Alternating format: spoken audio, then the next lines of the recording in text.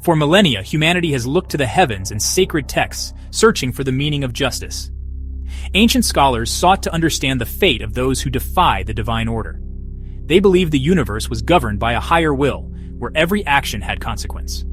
Their studies led to visions of a final judgment, a moment when every deed is weighed. The verdict, delivered by Yah, was not just an end, but the beginning of a new, terrifying existence for the wicked. They uncovered the concept of Sheol, not a simple grave, but a realm of conscious consequence.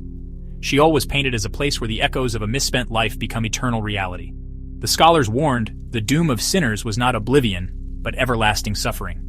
Damnation was described as a state tailored to the sins committed in life. Their findings were a stark warning, a revelation of a hidden reality. The judgment of Yah, they concluded, was as inescapable as the rising sun. Divine love and mercy existed, but so did divine wrath.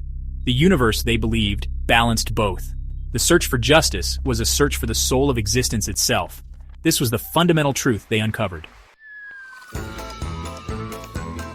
The journey into Sheol begins with a spiritual fall, a plunge into terror and regret. The wicked, upon death, find themselves at the edge of a vast abyss, stripped of self-deception. Every memory of sin becomes a torment, every act of injustice a source of pain. Sheol is not oblivion, but a place of horrifying awareness and isolation. The soul is left with nothing but the weight of its own transgressions. Suffering is internal, made manifest by the environment itself. The ground shifts. The darkness whispers of past failures. Sheol amplifies regret into an unending symphony of pain. It is a prison built from one's own choices. The lawless are subject to the law of consequence. The torment is not random, but intimately connected to the life that was lived. The loss is total, of peace, of self, of connection to the divine. The sentence is eternal. The warden is memory. For the wicked, Sheol is the ultimate prison. At the heart of Sheol lies the fiery pit, a flame that consumes but never destroys. The soul feels searing, unending pain, immersed in divine wrath.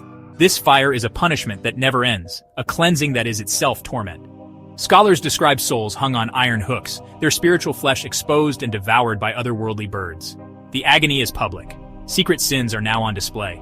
Another vision. Sinners bound to burning wheels, spun endlessly, a punishment for pride. The cycle is relentless, each rotation a reminder of hubris and downfall.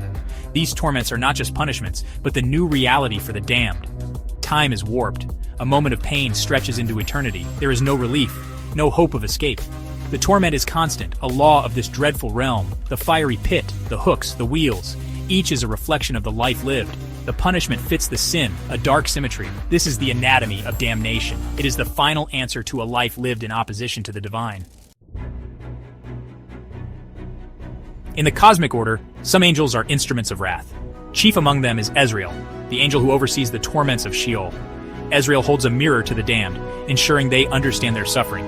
He is not cruel, but an agent of perfect justice. The torments are witnessed, not by other sinners, but by innocent souls, children and maidens. These witnesses validate the suffering they endured in life and confirm the triumph of justice. For the damned, this is the ultimate shame. Their agony is public. Justice must not only be done, but seen to be done. Ezra and the witnesses ensure the system works as intended. Punishments are tailored to specific sins: dishonor, pride, disobedience. Each faces a torment reflecting their earthly crimes. The scholars saw this as cosmic poetry. Punishment fits the sin. All is overseen by the unblinking eyes of the angel of wrath. The visions of Sheol culminate in a final event: the river of fire flowing from Yah's throne. This river is not containment, but a force of divine judgment sweeping through the cosmos. All souls must face it. It is the ultimate separator of pure from corrupt. For the righteous it purifies, for the wicked it annihilates. The river dissolves all falsehood and sin, carrying the damned to their final torment. It is the inescapable current of cosmic justice. This final judgment brings clarity. The moral fabric of the universe is revealed. The scholars saw these visions as revelations, not threats. Our choices matter. Our lives have weight beyond our time on earth. The river of fire is the natural outcome of a universe built on moral law. These visions challenge us to consider our legacy. They remind us that justice is embedded in our very being. In the end, we are called to live righteously, act justly, and walk humbly in a morally charged universe.